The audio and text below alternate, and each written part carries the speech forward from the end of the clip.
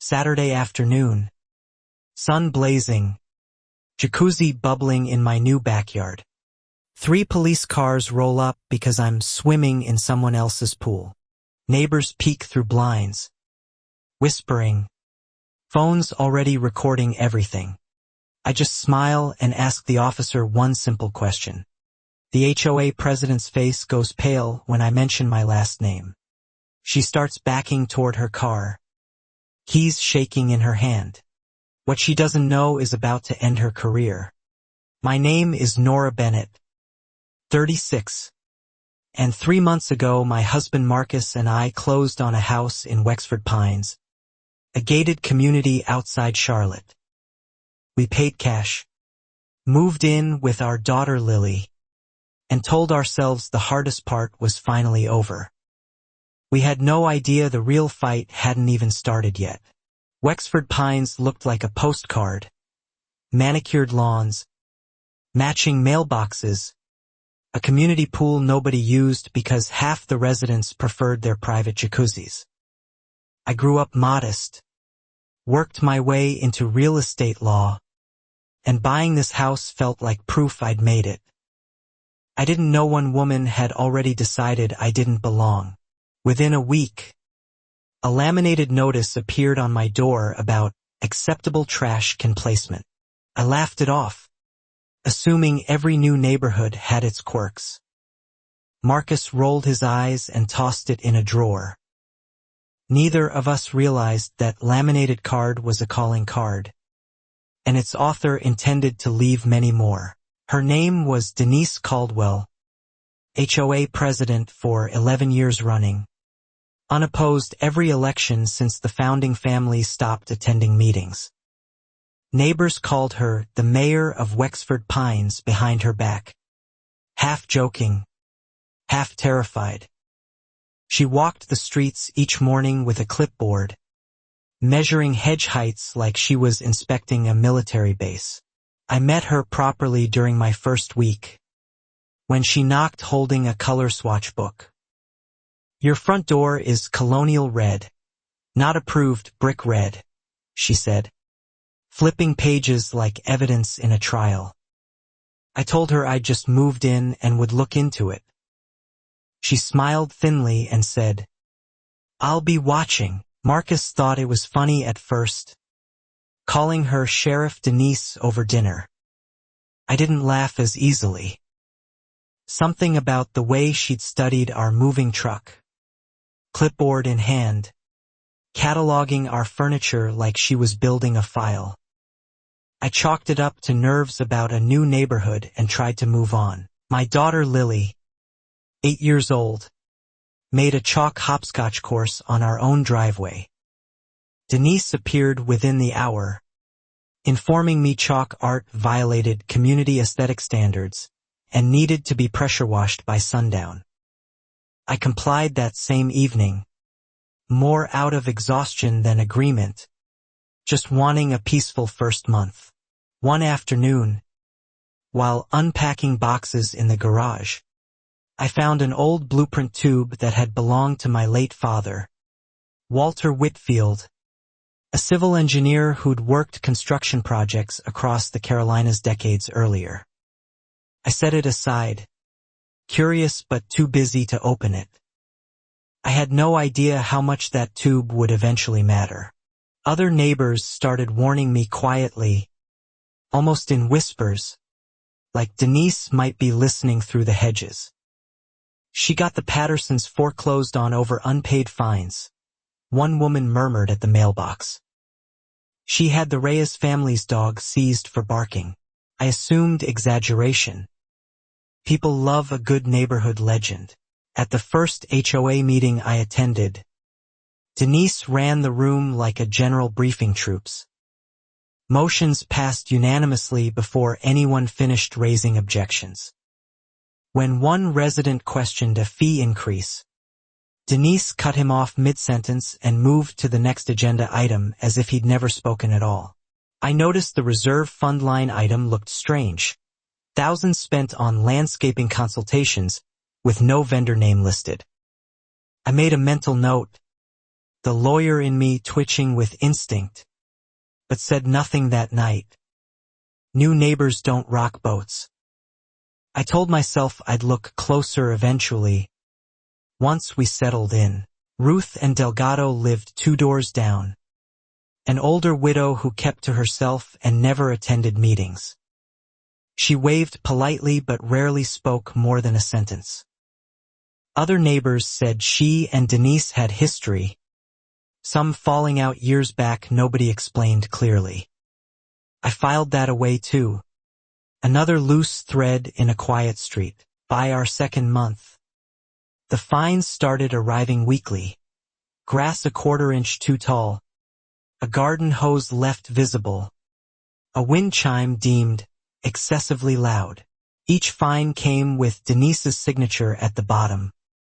Looping and confident, like she enjoyed signing them. I paid the small ones just to keep the peace. Marcus wanted to fight every citation on principle. I talked him down each time, reminding him we'd just moved, that picking battles over hedge height wasn't worth the stress. Looking back, I understand now that restraint only fed her appetite. Karen personalities rarely respect peace. They mistake it for surrender. The backyard jacuzzi had come with the house, a selling point that convinced Lily we'd found paradise. Denise mentioned it during a walkthrough inspection she wasn't technically authorized to conduct, noting our unregistered water feature needed HOA architectural approval. Retroactively, despite it predating our ownership by 6 years. I pulled the original HOA architectural approval from the previous owner's closing documents. Proof the jacuzzi had been permitted back in 2018. I handed Denise a copy at the next community coffee morning. She barely glanced at it before saying, "Documentation can be forged. I'll need to verify independently." That comment stuck with me longer than it should have. Forged. For a woman who hadn't even looked at the paperwork. I remember catching Ruth's eye across the room. She gave the smallest shake of her head, like she was trying to warn me without saying anything out loud. Denise's son Tyler, mid-20s, moved back into her house that same month. Driving a car nicer than his part-time landscaping job seemed to justify. Neighbors gossiped he'd lost a job in Charlotte. Maybe worse. I noticed Denise grew tenser after his return, sharper with everyone, especially with families who seemed to be thriving. At a block party, Denise cornered me by the drink table, asking pointed questions about how we afforded the house so soon after moving from an apartment. I answered honestly, savings, a good mortgage rate, careful planning. She nodded slowly, unconvinced, like my honest answer didn't fit the story she'd already written. I started noticing her drive past our house slower than necessary. Clipboard visible on the passenger seat even when off duty. Marcus joked she must have nothing better to do. I wasn't so sure anymore. There was a hunger in how she watched us. Less about rules and more about something personal. Lily asked me one evening why the clipboard lady didn't like us. I told her some people just needed rules to feel important, and it had nothing to do with us.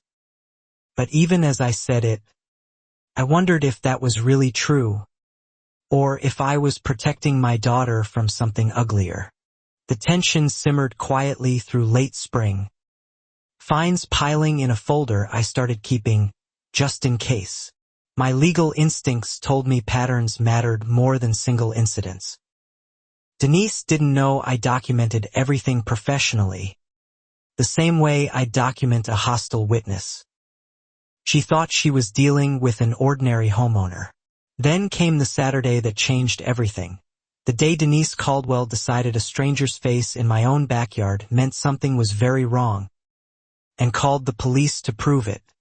That morning started ordinary enough. Marcus took Lily to soccer practice while I stayed home. Finally free to enjoy the jacuzzi properly. Steam curling into cool spring air. Coffee balanced on the ledge. I hadn't checked my phone in an hour, savoring a rare moment of quiet before chaos found me anyway. I heard the gate latch click and looked up to see Denise standing at the edge of my patio. Uninvited. Phone already raised and recording. "Ma'am, this is a gated community. Do you have permission to be on this property?" she asked. Voice loud enough for the whole cul-de-sac to hear. I laughed, assuming she was joking, until I saw her face. Dead serious. Jaw set. I scanning me like evidence. "Denise, this is my house," I said. She shook her head firmly. "Older. Drives a Lexus. I've lived here 11 years. I know who belongs." Her words landed like a slap, though she said them with the calm certainty of someone reciting a fact. I stood in my own jacuzzi, dripping, stunned into silence for a beat too long. And in that silence she pulled out her phone and dialed 911 without waiting for my answer. "I have a trespasser in a resident's backyard, possibly squatting," she told the dispatcher, watching me the entire time like she expected me to flee. I didn't move myself and said calmly, "Denise, you're making a serious mistake, and I'd suggest you hang up that phone." She didn't hang up. 2 patrol cars pulled into my driveway, lights spinning silently, and Denise met the officers at the curb like she was hosting a press conference. "She's been here a few months. Claims she owns it. But I've never seen paperwork," she told them confidently. The younger officer approached me politely, clearly uncomfortable, and asked if I could show proof of residence. I nodded, dripping across my own lawn to retrieve my closing documents from the kitchen drawer where I kept them. Deed and mortgage statement both bearing my name, notarized and dated months earlier.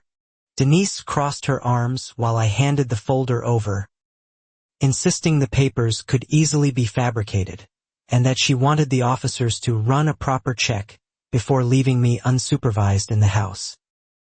The senior officer flipped through the deed, glanced at my driver's license, and exhaled slowly. "Ma'am," he said to Denise, not unkindly, "this deed is filed with the county register. She owns this house." Denise's mouth opened, then closed, searching for another angle. "Well, someone should have told me. I run the HOA.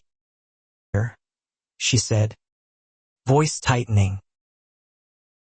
I stayed quiet, letting the moment breathe, watching her scramble for footing in front of an audience that had gathered along the sidewalk. 3 neighbors, phones raised, capturing everything.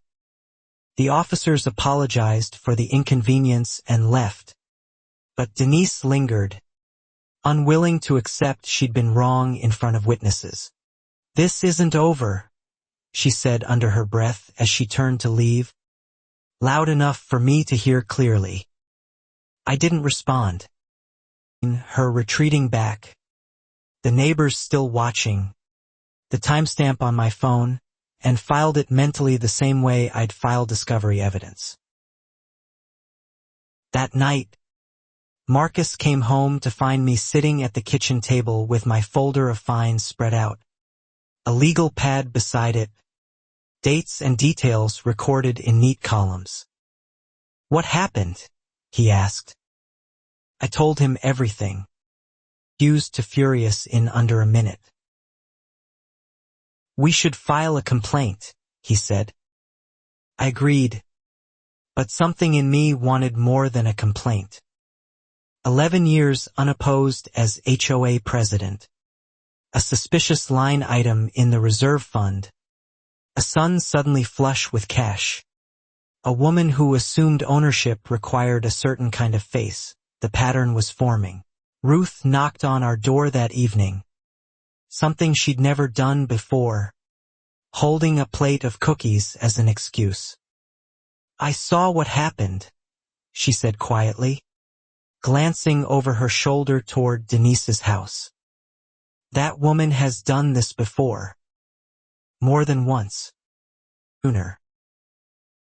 I invited her in, and for the first time, Ruth spoke freely, telling me about a black family who'd left the neighborhood 2 years earlier after Denise repeatedly questioned their right to be there, filed excessive fines, and made their lives miserable until they sold at a loss just to escape her.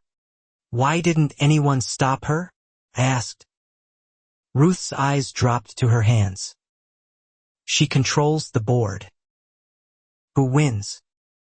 And people are afraid of becoming her next target." I was, for a long time. "I'm done being afraid." Something in her voice had shifted, resolved and steady. Ruth mentioned she'd kept records too, photos, timestamps, screenshots of the HOA's private social media group where Denise sometimes posted things she later deleted. "I never had the courage to use them," she admitted. "Maybe now, with you here, we finally can." I felt the shape of an alliance forming. That night I couldn't sleep. Replaying Denise's words, "Someone should have told me who's living here, not what who." I thought of my father's blueprint tube still unopened in the garage, and a strange, unformed instinct told me it might matter more than I'd initially assumed. I made a note to open it. The next morning, I filed a formal harassment complaint with the HOA management company, Briarstone Management, attaching photos, timestamps, and a summary of the incident. Within hours, I received an automated reply promising review within 30 business days. 30 days felt like an eternity when Denise lived 4 houses down. I also called a colleague from my old law firm who specialized in HOA governance disputes, asking hypothetically what recourse a homeowner had against a president abusing authority. She told me bluntly, "Unless you can prove financial misconduct or a pattern of discriminatory enforcement, boards protect their own. You need documentation, not outrage. Documentation. Like a plan taking shape." I wasn't just going to survive Denise Caldwell. I was going to build a case against her. The same methodical way I'd built cases my entire career, patiently, quietly, until the evidence spoke louder than she ever could. The following week, 3 more fines arrived, each pettier than the last. A non-compliant welcome mat, a car parked 6 inches over an invisible line, and a complaint that Lily's bicycle left on the porch constituted a safety and aesthetic hazard. I paid nothing this time and requested formal hearings on all 3. Denise seemed thrown by my request. HOA hearings were rare. Most residents simply paid to avoid confrontation. When I showed up to the small conference room at the clubhouse with a folder of photographs proving compliance, she visibly bristled, glancing at the 2 board members flanking her like she needed backup. "The mat is 2 inches larger than approved dimensions," she insisted, holding up a ruler she'd clearly brought specifically for this purpose. I calmly noted the HOA bylaws never specified mat dimensions at all. Only reasonable size and condition. The board members exchanged an uncomfortable glance neither of them expected to have. I won that hearing, along with the bicycle and parking disputes. All 3 fines dismissed on technicalities I'd researched the night before. Denise's jaw tightened with each ruling, and I could tell she wasn't used to losing in a room she'd controlled for over a decade without real resistance. Word spread quickly through the neighborhood group chat that the new homeowner had actually fought back and won. Within days, 2 other families messaged me privately, asking how I'd done it, admitting they'd quietly paid fines for years rather than face Denise directly. I realized I wasn't just fighting for myself anymore. Denise adjusted her tactics, shifting from small fines to something more targeted. She began attending Lily's bus stop in the mornings.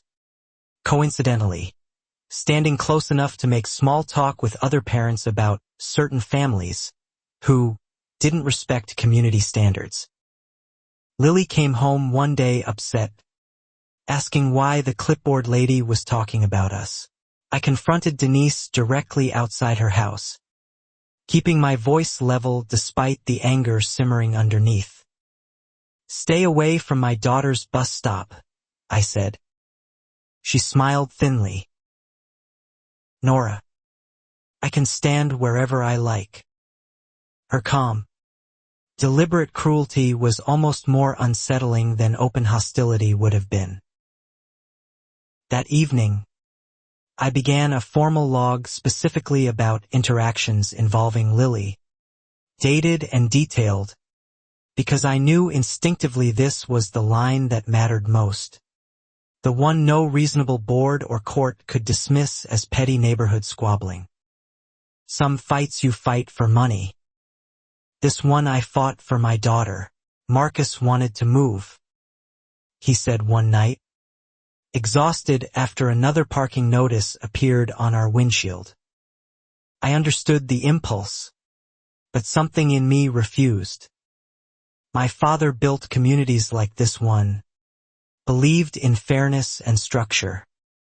Running away felt like letting Denise win by default.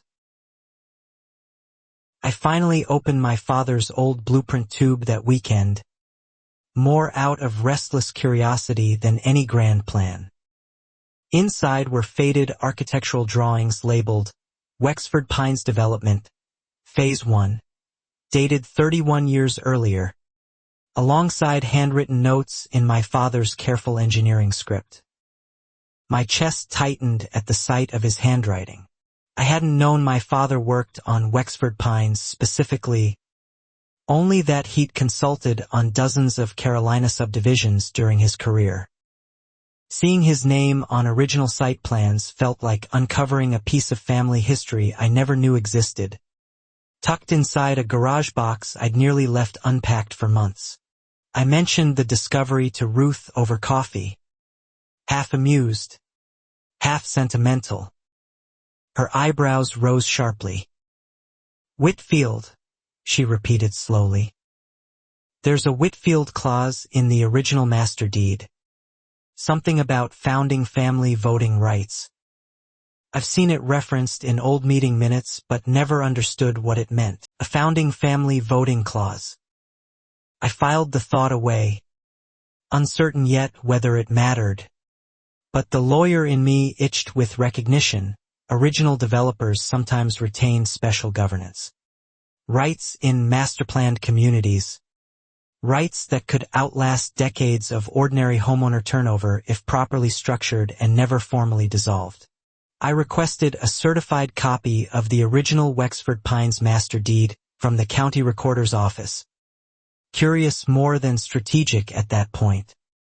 The clerk warned it might take 2 weeks to process.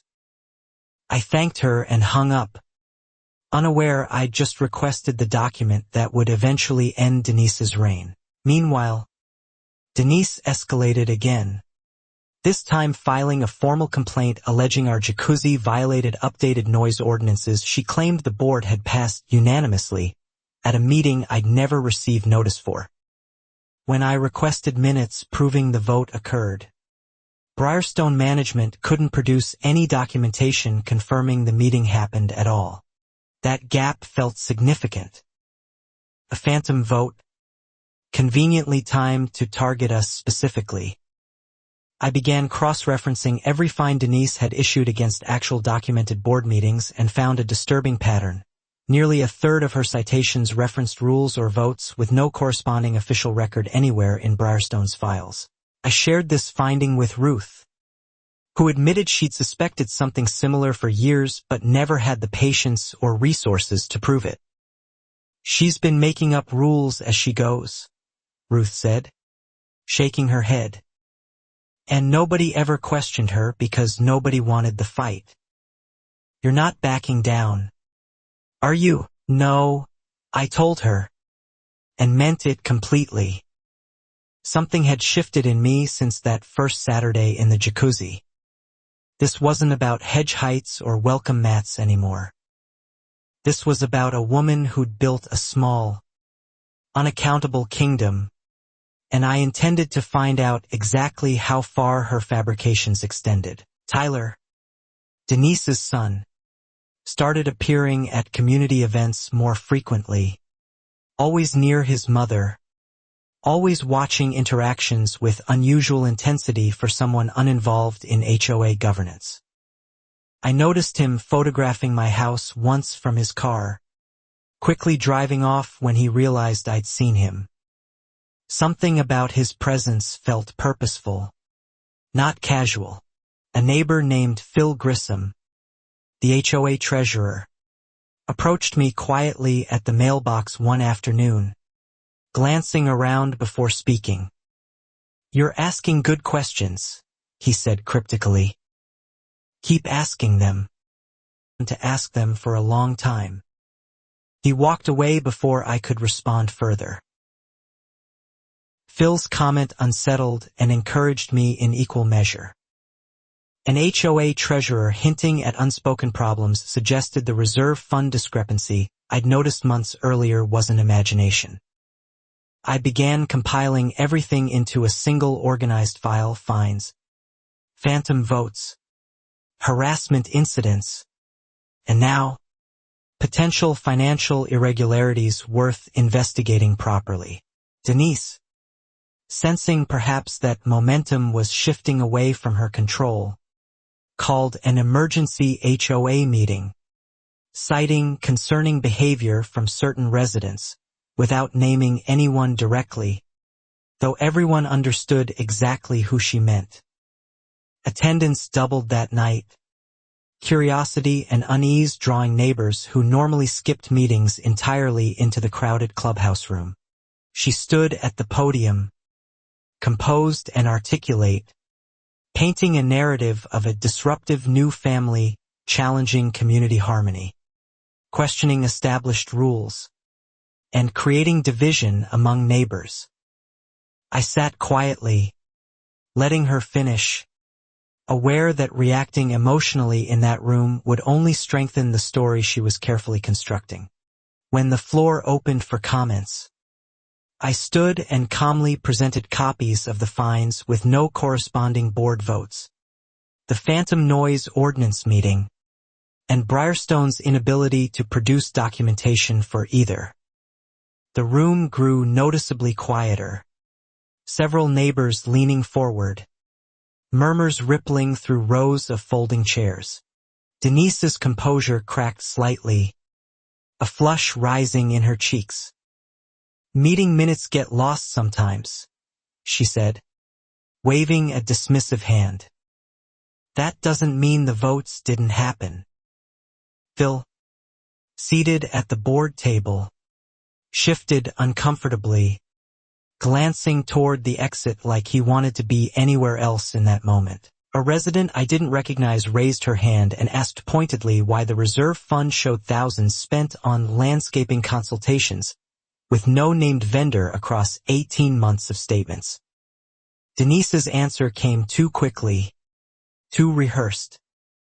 "That's confidential vendor information protected under contract," she said, though no one had asked for names. The meeting ended in tense disarray. No resolutions passed, Denise adjourning early and citing time constraints before questions could continue. As people filed out, I overheard fragments of conversation I hadn't heard before. other families quietly comparing notes on fines, votes, and inconsistencies they'd assumed were isolated to their own homes. Ruth caught up with me in the parking lot, practically vibrating with adrenaline. "That's the most anyone has challenged her in 11 years, she said. "You should have seen her face when you mentioned the vendor question." I felt something shift that night, not victory yet, but momentum finally moving in our direction. Denise didn't confront me directly after the meeting, which felt more ominous than any angry outburst would have. Instead, she retreated into silence, and silence from someone like her, I suspected, meant planning rather than surrender. I doubled down on documentation, sensing the real confrontation was still ahead of us. The certified master deed copy arrived from the county recorder's office that week. Thick with dense legal language I read twice before finding it. Article 12, Section 4. The founding family provision, granting the original developer's designated heir standing to review HOA financial records and call special governance reviews at will. My hands actually trembled reading it. My father, Walter Whitfield, was named explicitly as the original developer. I was his only surviving child. Whatever this provision meant legally, I intended to find out exactly how much power it granted me, and exactly how badly Denise Caldwell had misjudged who she was dealing with. For nearly 2 weeks, an uneasy calm settled over Wexford Pines.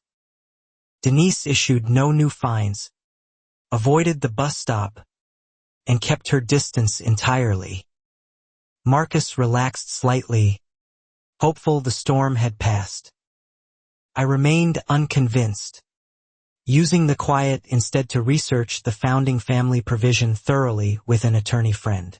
My friend confirmed the provision was rare but legally binding, provided it had never been formally dissolved through proper amendment procedures requiring supermajority homeowner votes. She agreed to review the entire deed history for me, cross-referencing every amendment filed since the community's founding 31 years earlier, just to be certain. I spent evenings after Lily's bedtime scanning old newspaper archives about Wexford Pines' original development, finding a faded photograph of my father at a ribbon-cutting ceremony, younger than I ever remembered him, standing beside a banner reading Whitfield Development Group. Seeing his face there felt like meeting a stranger I'd loved my whole life. Ruth and I met regularly now, her hesitance replaced by quiet determination. She showed me screenshots from the semi-private HOA social media group, including one post from Denise years earlier joking about keeping the neighborhood's character intact, language that read very differently once you understood who'd been targeted over the years. Phil Grissom finally agreed to meet privately, choosing a coffee shop 2 towns over, nervous enough to check the parking lot twice before sitting down. "I've wanted to say something for years," he admitted, "but she controls the board appointments. Cross her, and you're voted off within a cycle." He confirmed my suspicion about the reserve fund, explaining that Denise had sole signing authority on certain accounts, a structural oversight nobody had corrected because previous treasurers trusted her completely. "I've seen invoices that don't match actual landscaping work done," he said. "I just never had proof." I asked if he'd be willing to formally review specific transactions with me, using my legal background to help interpret the paperwork properly. He hesitated, clearly torn between loyalty to a system he'd been part of and growing discomfort with what that system had allowed to happen unchecked for so long. "If I help you," Phil said quietly, "I need to know you're not just settling a personal score. I need to know this is about doing right by the whole neighborhood." I told him honestly that it had started personal, but it wasn't anymore. Too many families had been quietly hurt for it to stay that way. He agreed. And over the following days we reviewed 18 months of financial statements together, matching invoices to actual completed work. The landscaping consultation charges, totaling nearly $40,000, corresponded to no verifiable projects anywhere on the property. No contractor names, no receipts, nothing but Denise's signature approving payment. Marcus grew increasingly nervous as I shared updates each evening. If this is real, she's not going to go quietly, he warned. People like her don't just apologize and step down. I knew he was right, but I also knew I couldn't unsee what I'd found. There was no version of walking away now. Lily, sensing tension despite our efforts to shield her, asked one night why grown-ups couldn't just be nice to each other like she was taught to be at school. I told her some people mistake kindness for weakness, and sometimes standing up for what's right means disappointing people who expect you to stay quiet. The calm broke on a Thursday evening when Tyler's car was spotted parked outside our house for nearly 20 minutes, engine idling. No obvious reason for his presence on our street. When I stepped outside to ask if he needed something, he drove off quickly without answering, tires screeching slightly on the pavement. I reported the incident to the local police non-emergency line, more for documentation than urgency, and mentioned it to Ruth the next morning. Her face tightened with concern. That's exactly what happened before the Reyes family's dog disappeared, she said quietly. I think she's starting to feel cornered, and cornered people get reckless. Within days, the fines resumed with renewed intensity, arriving almost daily now, each one flimsier than the last. A garden gnome deemed inappropriate seasonal decor in April. A car wash hose left coiled improperly. Even a complaint that our porch light bulb wattage exceeded some undocumented community standard nobody could locate. I stopped responding to each individual fine and instead began compiling them weekly into a master timeline, cross-referenced against the phantom board votes and the newly discovered financial discrepancies Phil and I had uncovered. The pattern was undeniable now, harassment escalating in direct proportion to how close we got to exposing her. Denise shifted tactics again, this time targeting Marcus's business directly. He ran a small landscaping equipment rental company, and within a week, 3 separate one-star reviews appeared online from accounts with no other review history, all using strikingly similar phrasing about unprofessional and untrustworthy service nobody could verify ever occurred. Marcus traced 2 of the accounts to email addresses that matched patterns Tyler had used publicly on old social media posts years earlier. It wasn't conclusive proof, but it was enough to make both of us realize this had moved beyond property disputes into deliberate, coordinated efforts to damage our livelihood and reputation. I filed a police report about the suspicious reviews and the earlier idling car incident together, formally establishing a documented pattern of harassment, not just from Denise but potentially involving her son as well. The officer taking the report seemed unsurprised, mentioning quietly that Denise's name had come up before in unrelated complaints. At the next HOA board meeting, Denise proposed a new rule requiring background verification for any resident wishing to formally challenge fines above a certain dollar threshold, a transparent attempt to erect procedural barriers specifically targeting me. Phil, to his credit, voted against it publicly for the first time in years. The proposal failed by a single vote, and Denise's expression when the tally was announced told me everything. She hadn't expected resistance from her own board, and the crack in her control was widening faster than she could patch it. I watched her recalculate in real time, jaw tight, eyes darting.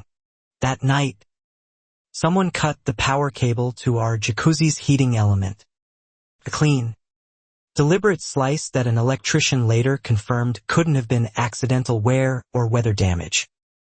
Marcus wanted to install security cameras immediately. I agreed, though part of me suspected we should have done it months earlier. The cameras arrived within days, positioned to cover the backyard, driveway, and front porch. Within the first week, footage captured Tyler walking along our property line late at night, pausing near the jacuzzi's utility panel before continuing on, never technically stepping onto our property but clearly surveilling it closely. I shared the footage with the police non-emergency division and my attorney friend, who advised documenting everything meticulously but avoiding direct confrontation with Tyler or Denise that could be spun as provocation. Let the pattern build itself, she said. Karen personalities eventually create their... Ruth mentioned that Denise had grown visibly anxious at the community mailboxes, snapping at a neighbor over an unrelated minor issue in a way witnesses described as unhinged, compared to her usually controlled demeanor. Something was clearly cracking beneath her polished exterior, and I sensed the pressure was finally starting to show. Phil reached out again, this time with something more concrete, a bank statement he'd requested directly from the financial institution, bypassing Denise's usual filtering of documents before board review. It showed a transfer of $12,000 from the HOA reserve account to a personal account matching Denise's name. My hands shook slightly reading the statement. $12,000, transferred 8 months earlier, labeled internally as emergency infrastructure repair with no corresponding project, permit, or contractor invoice anywhere in Briarstone's records. This wasn't just petty tyranny anymore. This was outright embezzlement from every homeowner paying dues in Wexford Pines. I asked Phil why he hadn't reported it immediately upon discovering it. He admitted fear. Plain and simple. Worried about retaliation. About being labeled a troublemaker. About losing the small sense of community he'd built over 15 years living there. I needed someone else brave enough to act with me, he said. That night, reviewing everything with Marcus at our kitchen table, the fines, the phantom votes, the harassment, the surveillance, and now clear financial theft, I finally understood the full shape of what we were dealing with. Denise hadn't just been controlling.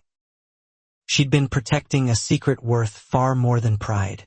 I contacted a forensic accountant recommended by my attorney friend, someone experienced specifically in HOA financial disputes, and shared what Phil and I had gathered.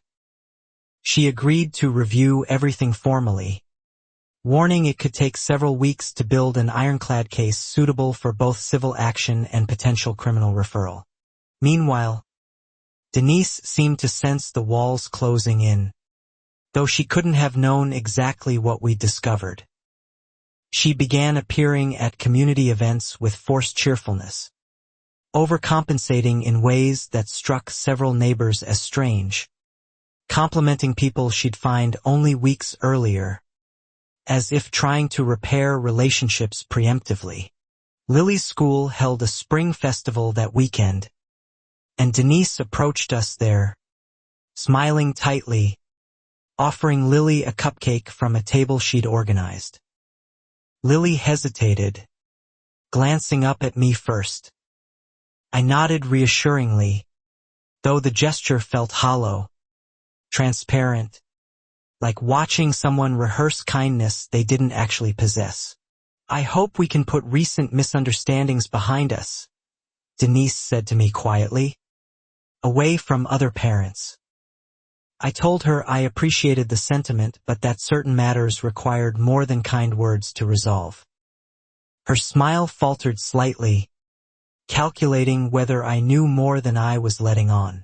I didn't reveal anything that day, following my attorney friend's advice to let the investigation complete quietly before confrontation. Denise walked away unsettled, glancing back twice, and I realized she was genuinely uncertain now, no longer operating from a position of total control over information the way she had for over a decade. Tyler stopped appearing around our property after the cameras went up, though neighbors reported seeing him loading boxes into his car late at night, as if preparing to leave suddenly. Ruth speculated he might know more about his mother's financial situation than he'd ever admitted publicly, perhaps even benefiting from it directly. The forensic accountant's preliminary findings arrived 2 weeks later, more damning than any of us had anticipated.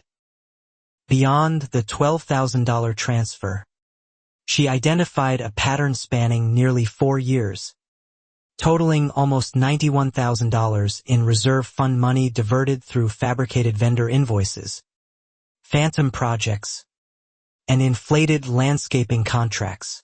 Some of the fabricated vendors traced back to shell business names registered to addresses linked to Tyler, suggesting the scheme wasn't Denise acting alone but a coordinated effort between mother and son to quietly drain community funds meant for road repairs, pool maintenance, and infrastructure the neighborhood desperately needed.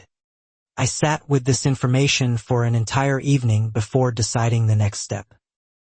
This was no longer just a homeowner dispute I could resolve through hearings or documentation logs. This required formal legal action, likely criminal referral, and a plan to present everything to the full community with undeniable, structured evidence. I reached out to 3 other families Ruth had identified as previous targets of Denise's harassment, including the Reyes family who'd moved away 2 years earlier, still bitter about their experience. Each agreed to provide written statements once they understood a legitimate, evidence-based case was finally being built against her. The Patterson family, foreclosed on years earlier over disputed fines, was harder to locate, having moved out of state. But Ruth eventually found a phone number through an old community directory. Mrs. on the phone, describing years of stress that had contributed to her divorce and financial ruin. "I always wondered if we were the only ones," she said.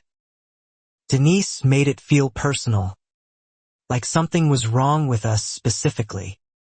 I assured her she wasn't alone, that a pattern spanning years and multiple families was finally being documented properly, with real consequences potentially on the horizon for the first time.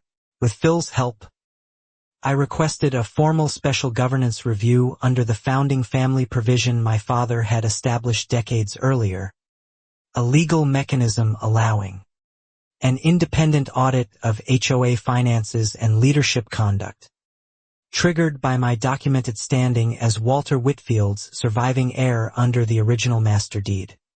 Briarstone management initially resisted, unfamiliar with the obscure provision and uncertain how to process the request properly. My attorney friend sent a formal letter citing the specific deed article and section, along with case precedent from a similar dispute in another North Carolina community years earlier that had upheld such clauses. Denise received notice of the governance review request through official HOA channels, and neighbors reported she left an emergency board meeting visibly shaken, her usual composure completely absent for the first time anyone could remember in her 11 years of unopposed leadership over Wexford Pine's governing structure. I didn't attend that particular meeting, waiting instead for the formal review process to unfold properly rather than confronting her prematurely.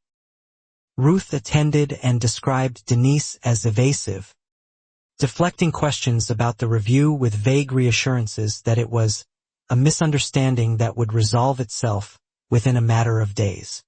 Phil later told me Denise had cornered him privately after that meeting, asking pointedly whether he'd shared any financial documents with anyone outside official board channels. He denied it convincingly, though he admitted afterward his hands hadn't stopped shaking for nearly an hour. Terrified, she somehow already suspected his involvement. The forensic accountant finalized her complete report that week. $91,000 in confirmed misappropriated funds, spanning 4 fiscal years, supported by bank records, forged vendor invoices, and email correspondence Phil had carefully preserved showing Denise explicitly instructing Briarstone's bookkeeper to avoid itemizing certain confidential expenses in public statements. I scheduled a meeting with our county's Consumer Protection Division, presenting the complete findings alongside my attorney friend, who explained the potential for both civil recovery on behalf of homeowners and criminal charges given the scale and deliberate nature of the fund diversion documented so thoroughly across years. The investigator reviewing our case seemed genuinely surprised by the thoroughness of our documentation, commenting that most HOA fraud cases arrived with fragmented, emotional complaints rather than organized financial evidence. "You've basically built our case for us," she said, requesting copies of everything to begin formal proceedings immediately. Word began leaking through the neighborhood grapevine that something significant was happening, though details remained unclear to most residents. Denise responded by scheduling an unusual midweek community announcement, claiming she wanted to address rumors and reaffirm her commitment to Wexford Pines before, presumably, anyone else could tell the story first. I decided against attending that announcement, trusting the formal governance review process instead of engaging in a public spectacle prematurely. Ruth attended and recorded it discreetly, describing Denise's speech as emotional, invoking her 11 years of sacrifice and service, carefully avoiding any specific mention of finances or misconduct. Several neighbors who'd previously supported Denise unquestioningly began expressing quiet doubt after that speech, noting how defensive and vague she'd sounded compared to her usual confident, commanding presence. Cracks were forming in the loyalty she'd cultivated for over a decade. Loyalty built more on fear and habit than genuine trust. Tyler moved out entirely that week, his belongings gone within 2 days. No forwarding address left with any neighbors. Ruth speculated he was distancing himself deliberately, perhaps at Denise's instruction, to avoid being directly implicated in whatever consequences she now clearly anticipated were approaching faster than she could control. I received a certified letter from Denise's personal attorney, vaguely threatening defamation action if I continued spreading unsubstantiated claims about her conduct as HOA president. My attorney friend laughed reading it, noting the letter's carefully hedged language suggested genuine fear rather than confidence. A bluff dressed up as legal muscle. We responded formally, stating clearly that all information shared had been provided through appropriate legal and governmental channels based on documented financial evidence, and that any defamation claim would be met with full disclosure of the underlying facts in open court, an outcome unlikely to favor her interests. Denise's attorney went quiet after that response, no further correspondence arriving. My attorney friend explained this often happened when threatening letters were sent purely as intimidation tactics rather than genuine legal strategy, hoping the recipient would back down without realizing how thin the actual legal ground beneath the threat truly was. Meanwhile, the special governance review moved forward officially, with Briarstone management notified they were required to grant full access to financial records, vendor contracts, and board meeting documentation within 15 business days, a timeline that visibly panicked Denise according to multiple neighbors who witnessed her reaction firsthand. Phil, growing bolder each day, formally requested a leave of absence from his treasurer role, citing personal integrity concerns, a move that effectively signaled to the rest of the board and community that something significant was wrong without him having to state it explicitly before proceedings were complete. The board, rattled by Phil's resignation and the pending governance review, scheduled an emergency session to discuss leadership transition planning, language everyone understood as preparation for Denise's inevitable removal, though nobody dared say so directly in official HOA correspondence circulated among residents that week. Denise requested a private meeting with me directly, the first time she'd approached with anything resembling humility since the day of the Jacuzzi incident months earlier. I agreed, cautious but curious, wanting to hear what she might say now that the ground beneath her was finally, undeniably shifting. She met me at a coffee shop, not our neighborhood, choosing distance deliberately.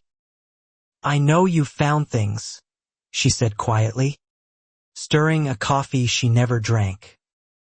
"I need you to understand I did what I thought was necessary for this community." Her voice carried none of its usual authority. "Necessary?" I asked, letting the word hang between us. "You stole from your neighbors, harassed families out of their homes, and called the police on me for existing in my own backyard because you decided I didn't look like I belonged. Explain to me how any of that was necessary." Denise's composure cracked further, tears welling that felt more like panic than genuine remorse. "You don't understand the pressure," she said. "Managing this place, keeping standards, keeping property values up, people expect results. And results cost money nobody wants to actually approve through proper channels. I was protecting everyone's investment." I told her plainly that theft dressed up as protection was still theft, and harassment dressed up as standards was still harassment. She grew defensive, insisting Tyler's involvement was minimal, that most decisions had been hers alone, an admission that surprised me given how carefully she'd avoided direct confessions until that moment. "If you drop this," she said suddenly, voice shifting into something colder, more calculating, "I could make sure your husband's business gets glowing reviews instead of bad ones. I could make sure Lily never has another problem at that bus stop. Think about your family before you destroy mine." The threat, thinly veiled as an offer, confirmed everything I needed to know about who Denise truly was beneath the polished HOA president facade. I stood up calmly, gathering my things. "You just threatened my family to protect yourself from consequences you created entirely on your own. This conversation is over." I left the coffee shop shaking slightly, not from fear but from adrenaline, recording everything I remembered while it was fresh, including her explicit acknowledgement of the theft and the thinly veiled threat against my family. I called my attorney friend immediately, who confirmed this strengthened our case considerably. Denise, apparently realizing her attempted bribery and threat had failed catastrophically, shifted into full desperation mode over the following days. Neighbors reported her going door to door personally, trying to convince residents the governance review was an attack orchestrated by an outsider trying to seize control of their community. Few believed her narrative anymore, especially after the coffee shop conversation became known through my attorney's formal filing, which included my sworn statement about the threat made against my family.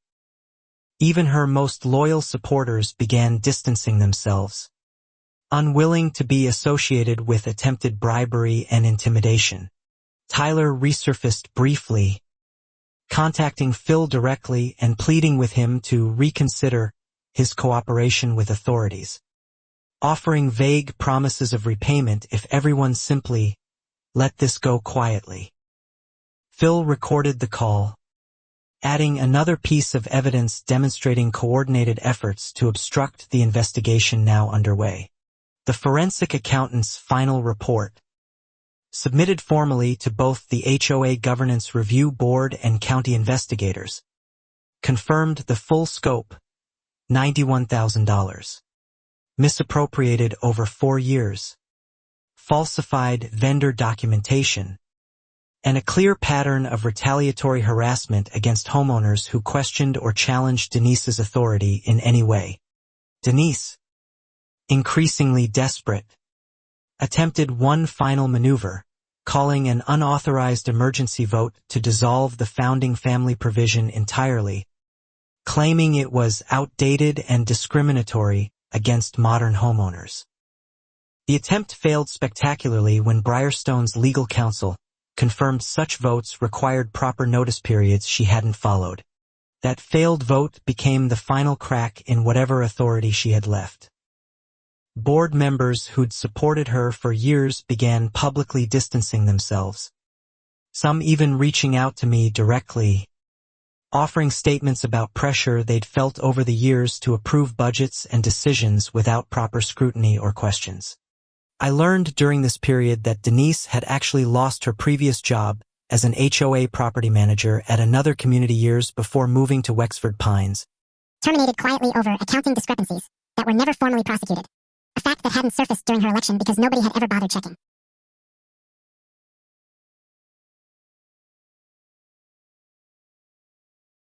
This revelation reframed everything. Wexford Pines hadn't been her first attempt at exploiting a community's trust for financial gain. It had simply been the place where she'd operated longest without consequence. Protected by an unchallenged 11-year reign, nobody had the courage or resources to properly investigate until now. Ruth, upon hearing this, grew visibly emotional, admitting guilt for not pushing harder years earlier when she'd first suspected something was wrong. I reassured her that Denise had built systems specifically designed to discourage exactly that kind of scrutiny, and that courage arriving later was still courage worth honoring.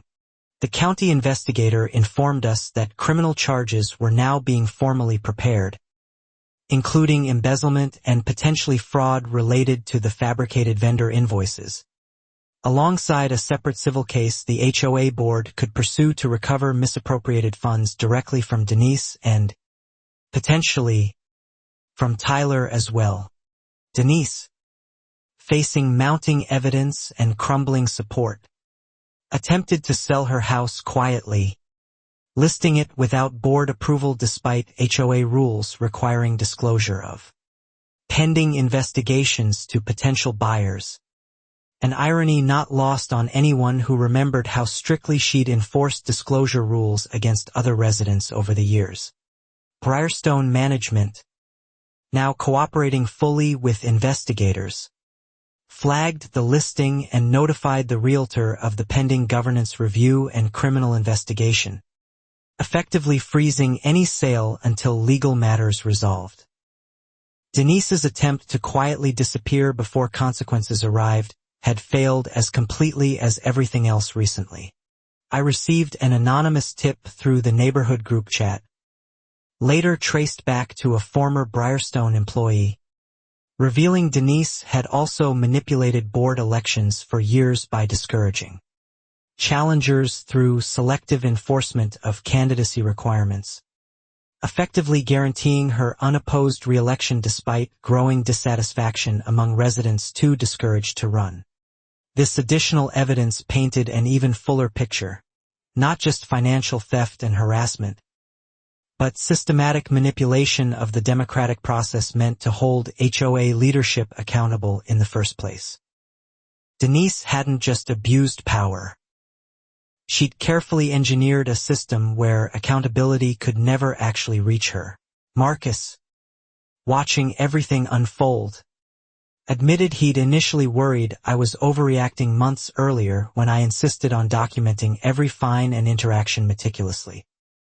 "I should have trusted your instincts sooner," he said one evening. I told him instincts only mattered when paired with patience, and patience had finally paid off. Lily, sensing the tension in our house had shifted somehow, asked if the clipboard lady was in trouble now. I told her honestly that sometimes people who hurt others eventually face consequences, even if it takes a long time, and that standing up for what's right, even quietly, always matters. Denise made one last desperate attempt at damage control, hiring a public relations consultant to draft a community-wide email framing herself as a dedicated leader facing a coordinated smear campaign. The email backfired immediately, prompting several residents to reply directly with their own previously silent grievances against her leadership. The floodgates opened after that email. Neighbors who'd stayed quiet for years suddenly sharing stories publicly. Fines they'd paid unfairly. Votes that never happened. Small cruelties they'd endured believing they were isolated incidents rather than part of a much larger, systematic pattern of control and manipulation. Phil formally submitted his complete evidence package to the county alongside mine, and together our combined documentation created what the lead investigator later described as one of the most thoroughly documented HOA fraud cases their office had handled, spanning finances, harassment, election manipulation, and attempted witness intimidation. Denise's attorney finally advised her, according to court filings later made public, to stop all public statements and community outreach entirely, recognizing that every attempt at defense was actively strengthening the case being built against her rather than weakening it in any meaningful way whatsoever. I felt, for the first time in months, something like the beginning of relief, though I knew the process was far from finished. Building a case was one thing. Watching justice actually unfold, especially against someone who'd wielded unchecked power for over a decade, required patience I was still learning to hold. The Governance Review Board, an independent panel assembled specifically for this rare process, scheduled a formal hearing where all evidence would be presented publicly to the full Wexford Pines community, giving residents the opportunity to hear everything directly rather than through rumors, group chats, or Denise's carefully managed narratives. Denise requested the hearing be postponed, citing health concerns, a request the review board denied given the scale of financial harm ongoing to the communities reserve fund and the urgency of restoring proper, accountable governance before further damage could occur under her continued, though weakened, leadership. I spent the days before the hearing organizing everything into a clear, chronological presentation, aware that this moment would likely determine not just Denise's fate but whether other families who'd suffered silently for years would finally feel heard and validated after so long being dismissed or ignored entirely. Ruth offered to speak alongside me, wanting to share her own observations spanning years of watching Denise operate unchecked. Phil agreed to present the financial evidence directly, given his first-hand knowledge as treasurer.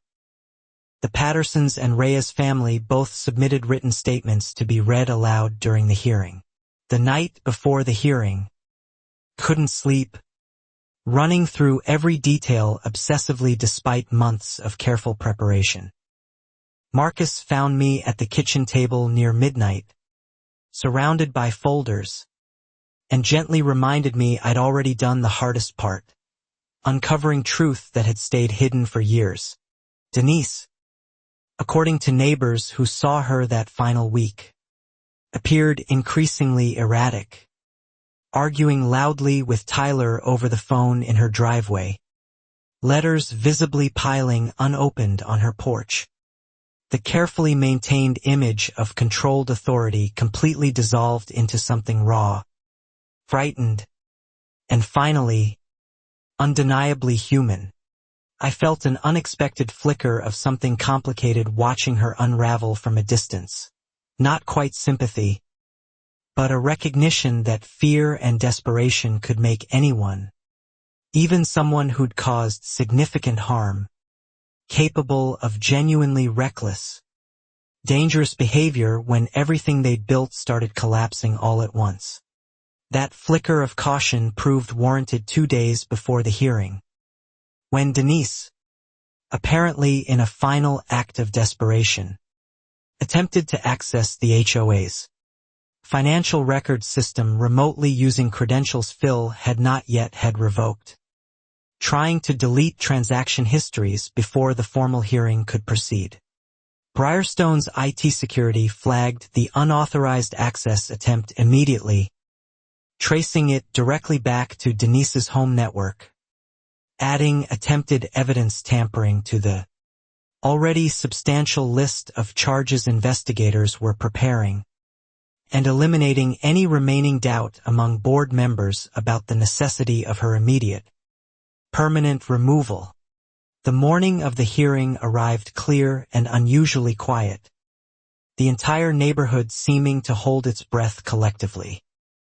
I dressed carefully, organized my folders one final time, and drove to the clubhouse with Marcus beside me, both of us silent, aware of how much this single day carried. The clubhouse room, normally half empty for routine meetings, overflowed with residents standing along the walls, spilling into the hallway outside. Every seat filled with neighbors who'd come to witness firsthand what months of quiet documentation and courage had finally built toward this singular, decisive moment of reckoning.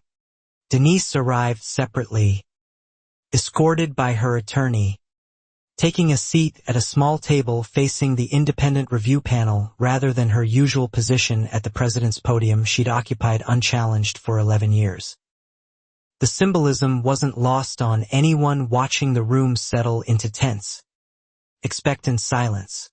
The panel chair opened proceedings formally, outlining the scope of the governance review and reminding everyone this remained separate from, though closely connected to, ongoing criminal and civil proceedings already underway through county authorities based on evidence gathered over the preceding months by multiple residents working together. I was called first, presenting the timeline methodically: the Jacuzzi incident, the phantom votes, the escalating harassment targeting Lily and Marcus's business, and finally the financial discrepancies Phil and I had uncovered together, supported by the forensic accountant's report distributed to every panel member beforehand. Denise's attorney attempted several objections regarding relevance and speculation, each overruled by the panel chair, who noted the review's explicit purpose was establishing a complete pattern of conduct, not narrowly litigating isolated incidents in the fragmented, disconnected way Denise had always managed to escape accountability previously. Phil testified next, his voice steady despite visible nervousness, walking the room through invoices, bank transfers, and the shell vendor names traced back to addresses connected to Tyler. He presented the recorded phone call where Tyler had pressured him to abandon cooperation, playing it aloud for the panel and audience. Gasps rippled through the room hearing Tyler's voice explicitly referencing keeping this quiet and vague promises of repayment, undeniable evidence of coordinated obstruction that even Denise's attorney struggled to counter effectively, objecting weakly to relevance before the panel chair reminded him obstruction was directly relevant to conduct under review.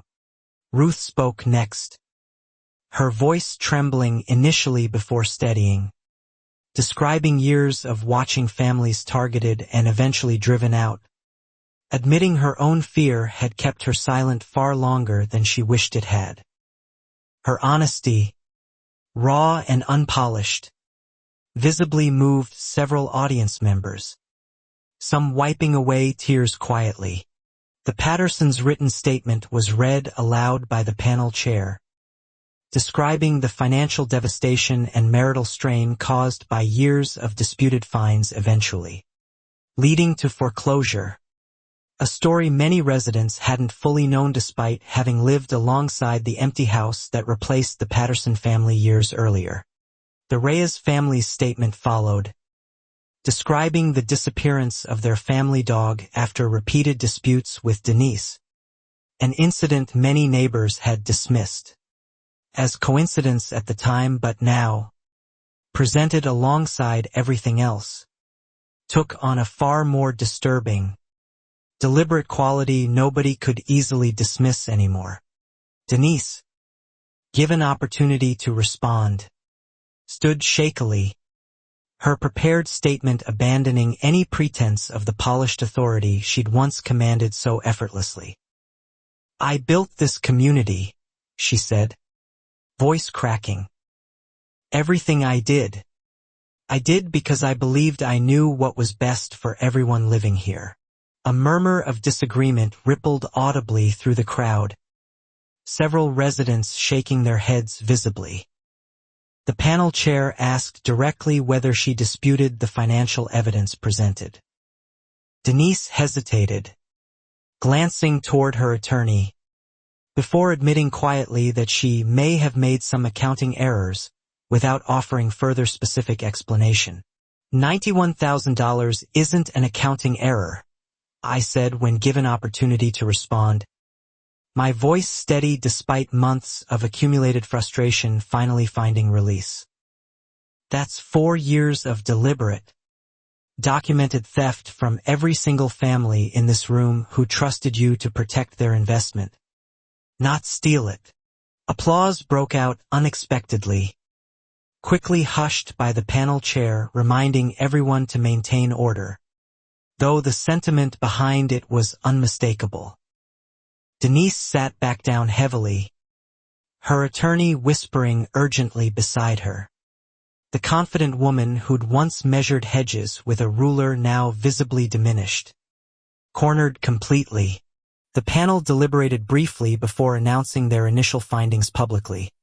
Sufficient evidence existed to support immediate removal from her HOA president position. Effective that same day, pending the outcome of separate criminal proceedings already underway through county investigators handling the embezzlement and fraud charges formally.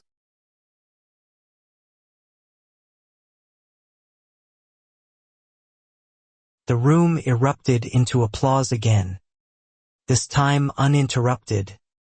Months and in some cases years of quiet suffering finally acknowledged openly in front of the entire community that had, for so long, felt powerless against one woman's carefully constructed authority and the fear she'd cultivated to maintain it. Denise left the clubhouse quickly afterward, avoiding eye contact with neighbors lining the hallway, her attorney guiding her firmly toward the exit while reporters from a local news outlet, tipped off earlier that week about the unusual HOA fraud hearing, attempted unsuccessfully to ask questions as she departed. I stayed behind briefly, overwhelmed by neighbors approaching to thank me, some tearfully, sharing their own small stories of relief and validation.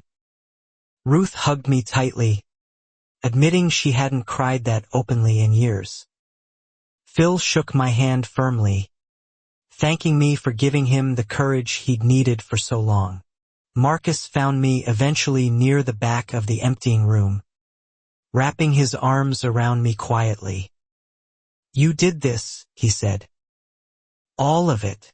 I shook my head, correcting him gently. "We did this." Stopped being afraid together. The distinction felt important, worth holding on to.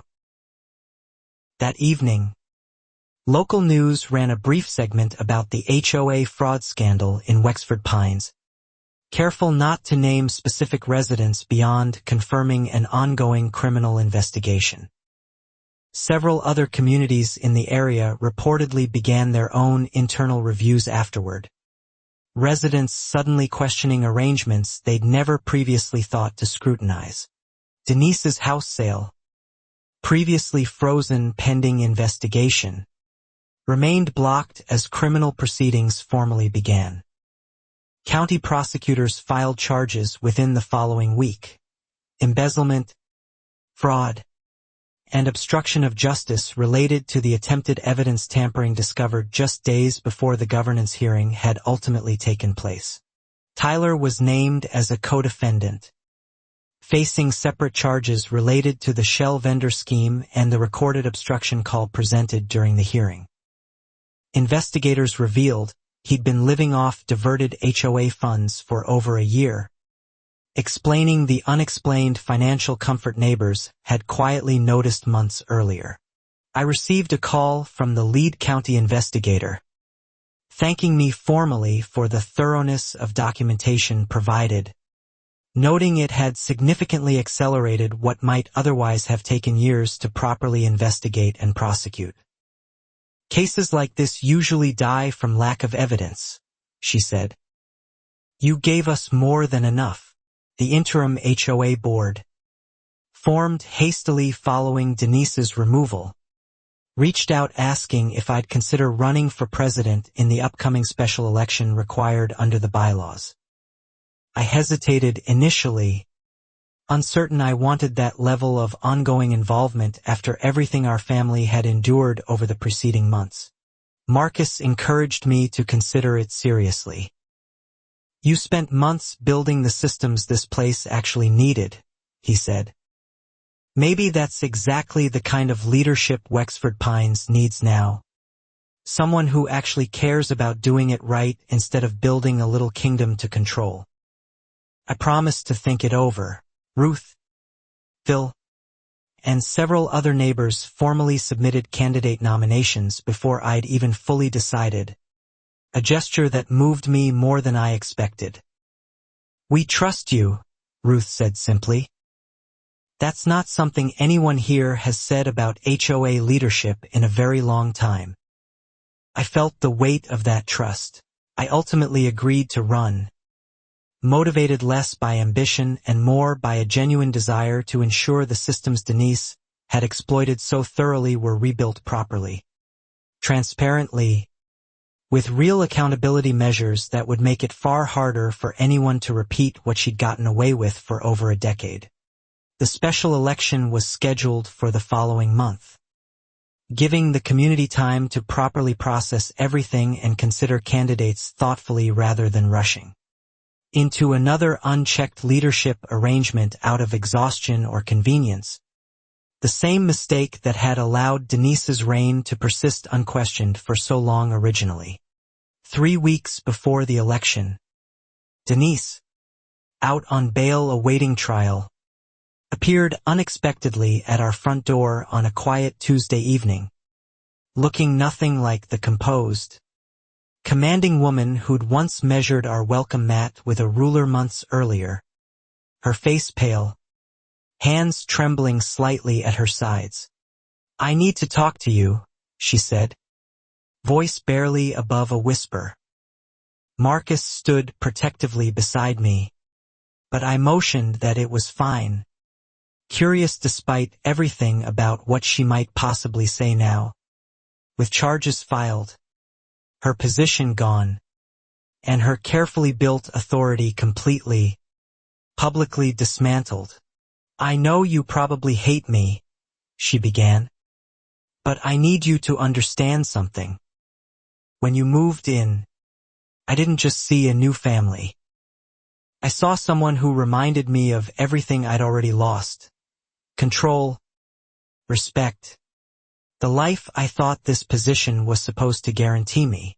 I let her speak, recognizing this wasn't an apology so much as an attempt at explanation, perhaps even self-justification. "I lost my old job over money troubles Tyler got into," she admitted. "This position, this neighborhood, it was supposed to be my second chance. Something ugly." "You didn't just let it become ugly," I said firmly. "You built it that way, deliberately, over years, hurting real families who trusted you." My daughter was scared of you. The Pattersons lost their marriage over your fines. The Reyes family lost their dog. Those aren't accidents. Denise's eyes filled with tears, though I couldn't fully separate genuine remorse from simple fear of consequences finally catching up to her. I know, she said quietly. I just wanted you to know it started from somewhere real, even if what it became wasn't. I'm sorry, for whatever that's worth now. I told her honestly that the apology, whatever its sincerity, didn't erase the harm done, but that I hoped she'd use whatever came next to actually reflect rather than simply survive the legal consequences ahead. She nodded, wiped her eyes, and left quietly, driving away for what I assumed was the last time. That encounter, unexpected as it was, offered a strange kind of closure I hadn't anticipated needing. Marcus asked if I felt satisfied. I told him satisfaction wasn't quite the word. More like the exhale after holding your breath for months. Finally allowed to breathe normally again without bracing for the next fine. The following week, however, brought an entirely different kind of confrontation. One that revealed Denise's earlier visit hadn't been the closure it appeared to be. Tyler, apparently unwilling to accept the consequences unfolding around his mother and himself, showed up at our house late one night, agitated and clearly unstable. He pounded on our front door around 11, shouting that we'd ruined his family and demanding to speak with me directly. Marcus stepped outside first, calm but firm, telling Tyler to leave immediately or we'd call police. Tyler refused, pacing our driveway, voice rising with each passing minute of confrontation. I called 911 myself this time, watching from the doorway as Marcus kept careful distance, refusing to engage physically despite Tyler's increasingly erratic behavior. Lily, woken by the shouting, appeared at the top of the stairs, frightened, and I quickly ushered her back to her room, staying with her until police arrived. Officers arrived within minutes. The same patrol unit, coincidentally, that had responded to the original Jacuzzi incident months earlier. They recognized our address immediately, and this time there was no confusion about who belonged, no questioning of ownership or paperwork. Simply a swift, appropriate response to an actual disturbance. Tyler was arrested that night for trespassing and disorderly conduct, additional charges that would only compound the legal troubles already awaiting him alongside his mother.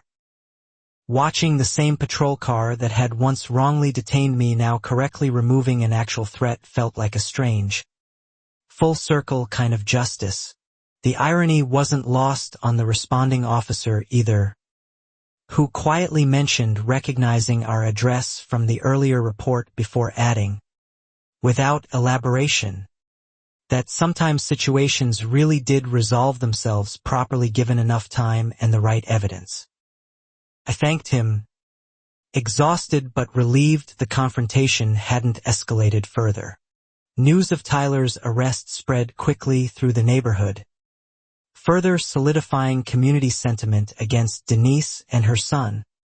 Any lingering sympathy some residents might have still held evaporating entirely upon hearing about his late-night confrontation at our home, especially with Lily present and frightened in the house.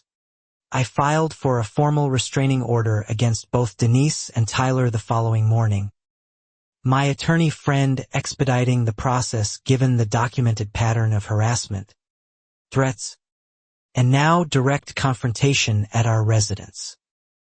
The judge granted it without hesitation, citing the extensive evidence already compiled throughout the case.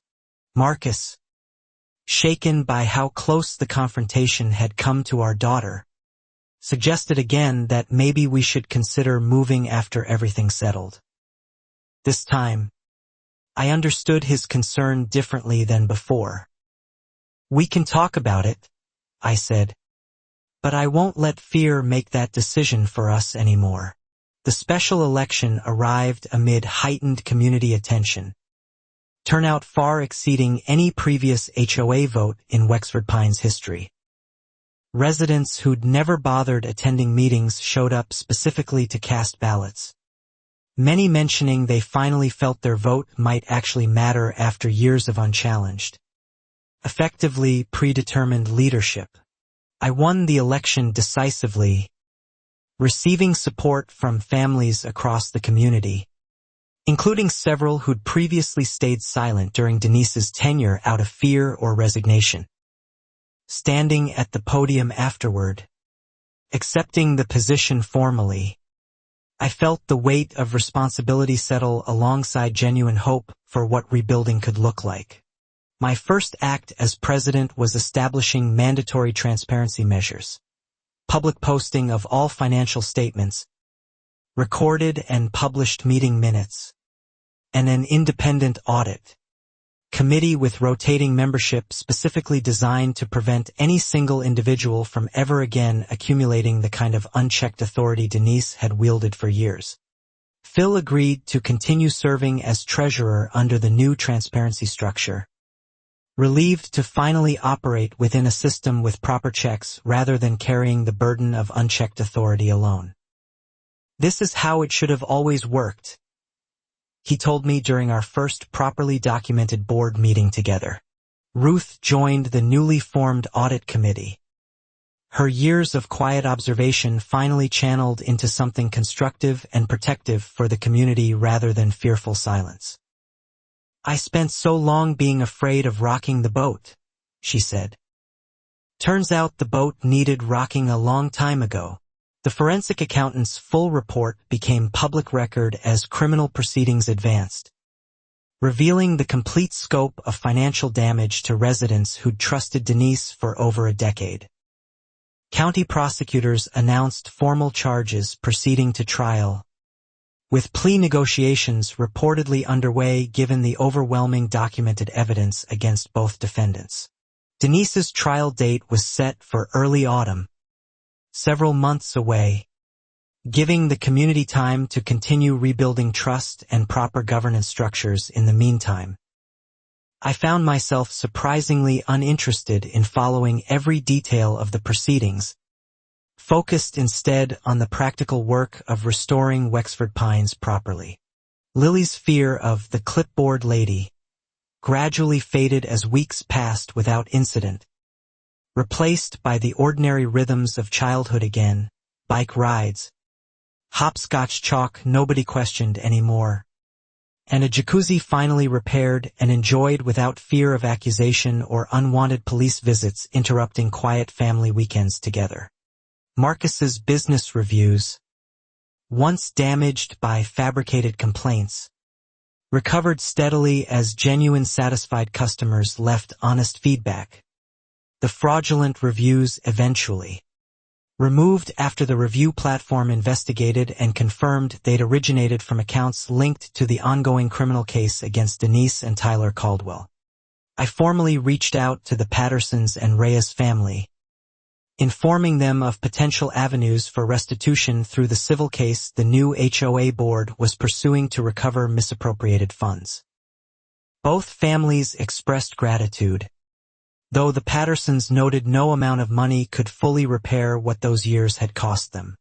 The community held a small gathering that summer, informal and unplanned initially, that grew into something like a genuine celebration, neighbors sharing food, children playing freely, a sense of relief and rebuilding evident in conversations that felt lighter, more honest, than anything Wexford Pines had experienced in years. Ruth gave a brief, unexpected speech during that gathering, thanking the community for finally finding the courage to face uncomfortable truths together. "We let fear run this neighborhood for too long," she said. Real community isn't about matching mailboxes. It's about actually looking out for each other. Honestly, I watched Lily playing with other neighborhood children that afternoon, laughing freely without the tension that had shadowed our first months in Wexford Pines, and felt something settle inside me that had been unsettled since that first Saturday afternoon when Denise appeared uninvited at the edge of our patio. Standing there, surrounded by neighbors who'd found their voices alongside mine, I understood that this fight had never really been about a jacuzzi or a deed or even proving ownership to a woman who decided I didn't belong. It had been about refusing to let fear define who got to feel safe. Denise's trial began in early October. County prosecutors presenting the mountain of evidence methodically over several days. Financial records, the recorded obstruction call, testimony from Phil, Ruth, myself, and both the Patterson and Reyes families describing years of documented harassment and financial harm across the community. Denise's attorney attempted to argue mitigating circumstances related to financial pressure from Tyler's earlier legal troubles, but the jury seemed unmoved by explanations that failed to address the deliberate, sustained nature of both the embezzlement and the targeted harassment campaign spanning multiple families over several years. After 4 days of testimony and evidence presentation, the jury deliberated for just under 6 hours before returning a verdict: guilty on charges of embezzlement, fraud, and obstruction of justice. Denise sat motionless as the verdict was read, her attorney placing a steadying hand on her shoulder.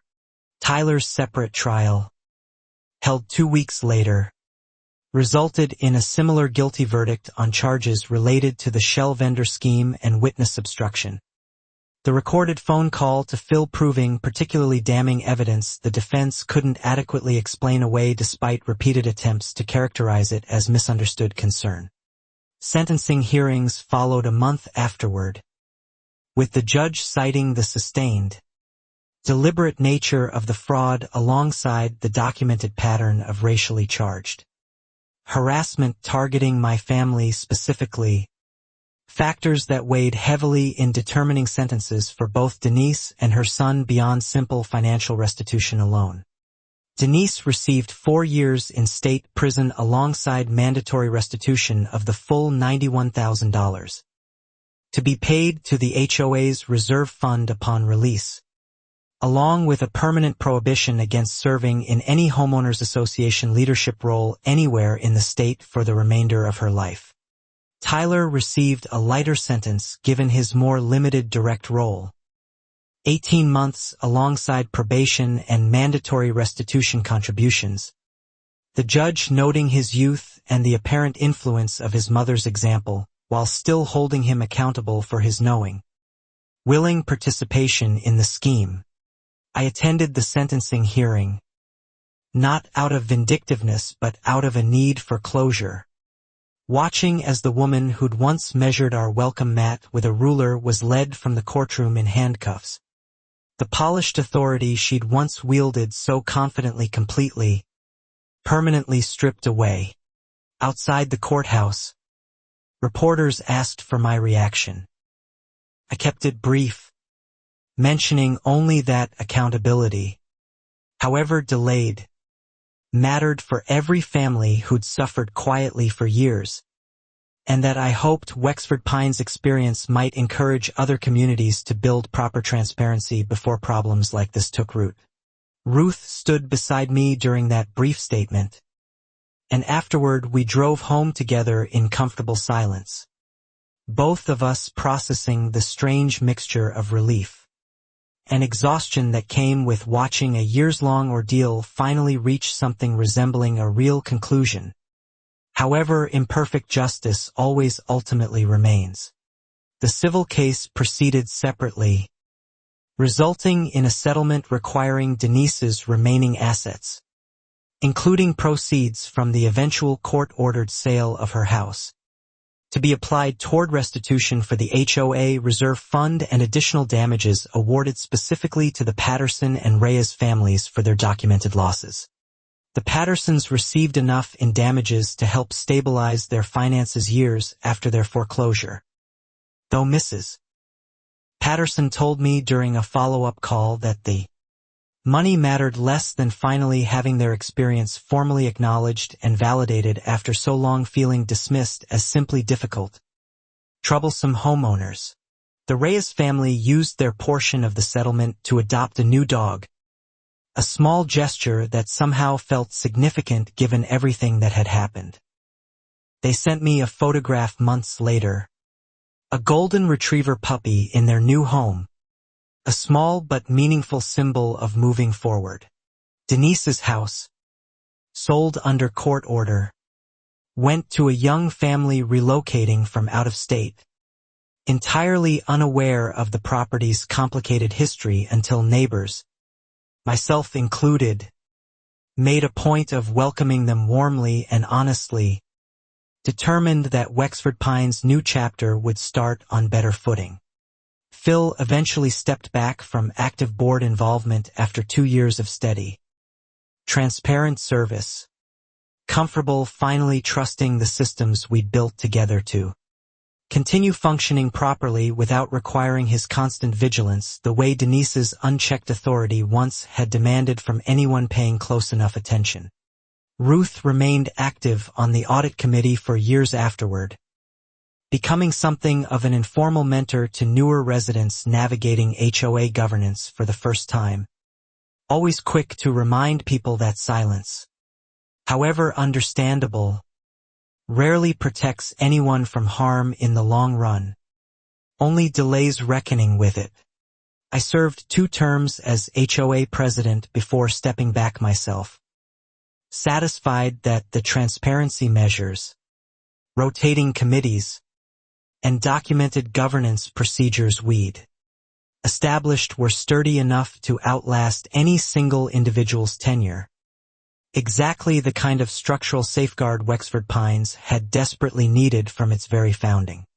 My father's old blueprint tube found a permanent home in our living room eventually, framed alongside the ribbon-cutting photograph I'd discovered during my research, a quiet reminder of the strange, unexpected way his decades-old work had ultimately protected the community he'd first helped build so long ago. Marcus's business fully recovered, eventually expanding to serve 2 additional neighboring communities, ironically including one that reached out specifically after hearing about our experience, wanting help establishing similar transparency measures before problems like Denise's could ever take root in their own governance structure going forward. Lily, now older, occasionally asks about the clipboard lady story, treating it almost like a family legend rather than the frightening ordeal it once was for all of us. I tell her honestly each time, careful to emphasize that standing up for what's right sometimes takes patience, evidence, and courage together. Looking back across everything, the fines, the phantom votes, the threats, the trial, I understood the entire ordeal had never really been about proving I owned a house.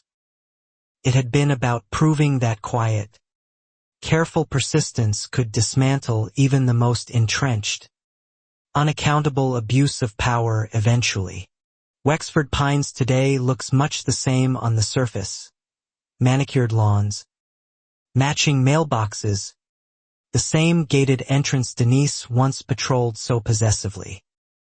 But something fundamental shifted beneath that familiar surface. A community that learned, painfully, what unchecked authority can cost when fear replaces genuine accountability for too long. Neighbors who once avoided eye contact at the mailbox now stop for genuine conversation, comfortable in ways that would have seemed impossible during Denise's tenure.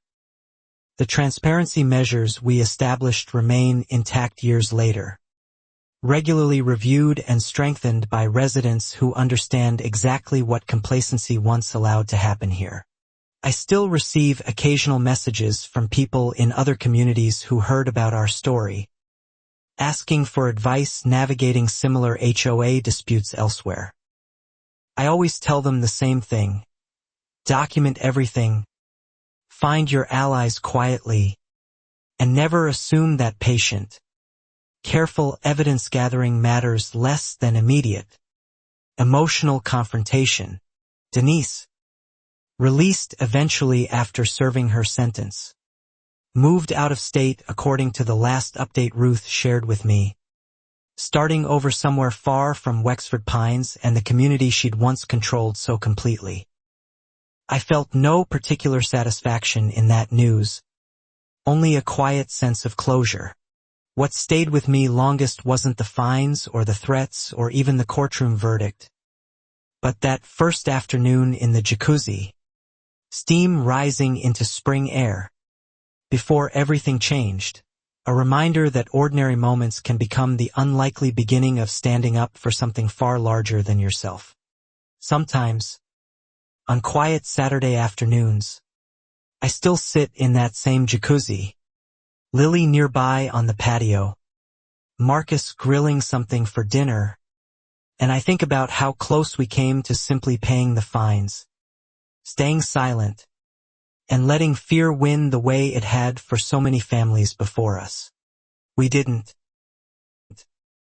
Wexford Pines became a slightly better, slightly fairer place than the one we'd first moved into, proof that sometimes the most ordinary people, armed with nothing more than patience and evidence, can dismantle even the most entrenched, unaccountable little kingdoms of control. Denise Caldwell called the cops on me in my own jacuzzi, certain I didn't belong. She never expected that the woman she tried to remove would end up owning not just the house, but eventually, the truth about everything she'd built her false authority upon. Some mistakes really do cost everything.